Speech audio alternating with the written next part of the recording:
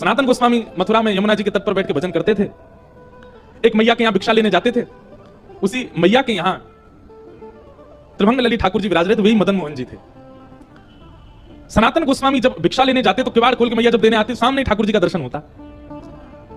अब मदन मोहन जी, हम यदि ठाकुर जी को देखेंगे ना तो हम देख के चले जाएंगे, ठाकुर जी यदि हमको देख लेंगे तो हम वहीं स्थिर हो जाएंगे, हम जा नहीं पाएंगे वहां से। कभी ऐसा हो कि वृंदावन आप गए हो, ठाकुर जी के सामने खड़े हैं कि हिलवे कोई मन नहीं करे, वहां से निकलवे कोई मन नहीं करे, तो यूं ही सोचियो कि ठाकुर जी ने तुमको देख लिया, यही हमारे हिल नहीं पा रहे हो, और मंदिर में पहुंच के जावे की इच्छा है कि निकल गए बाहर, तो यूं ही सोचियो तुम्हें देख के आए, ठाकुर जी ने नहीं देखा आपको। कई दर्शनार्थी ऐसे होते हैं घूम घूम के आते हैं, फिर से कुछ चीज पकड़ लेंगे, कहीं छुप के खड़े हो जाएंगे, हमें कोई बाहर नहीं करते, इसका मतलब यही है ठाकुर जी उसको देख रहे हैं। तो सनातन गोस्वामी तो ऐसे हो गए, भिक्षा लेने के बाद वहीं खड़े रह गए। मैया बोली बाबा जाओ भिक्षा दे दी, अब तो जाओ, लेकिन सनातन गोस्वामी हिल नहीं पाए। अब तो वही चिंतन चलने लगा, कैसी स्वरूप, कैसा मुखमंडल, कैसे भुजा, कैसे चरण, कैसी ग्रीवा, कैसे वक्ष। अब तो सनातन गोस्वामी रोज इसी लोभ में जाते कि हमको भिक्षा मिले और हम उनका दर्शन करें।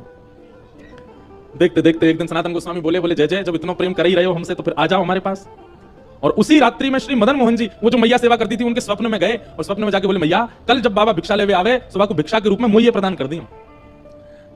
मैया बोली मेरी सेवा से आप प्रसन्न नहीं हो? बोले नहीं बहुत प्रसन्न हूं मैया, लेकिन तेरे तो कछु दिन ही रह गए, तो कछु दिन बाद चली जाएगी, फिर मेरी सेवा कौन करेगा? तो मैं तो पहले ही अपनी व्यवस्था कर रहा हूं, बाबा के पास मुंह दे दे। और अगले दिन जैसे ही वे आए, रोती बिलकती मैया मदन मोहन जी को हृदय से लगा करके लेके गई और श्री सनातन गोस्वामी को प्रदान कर दिया।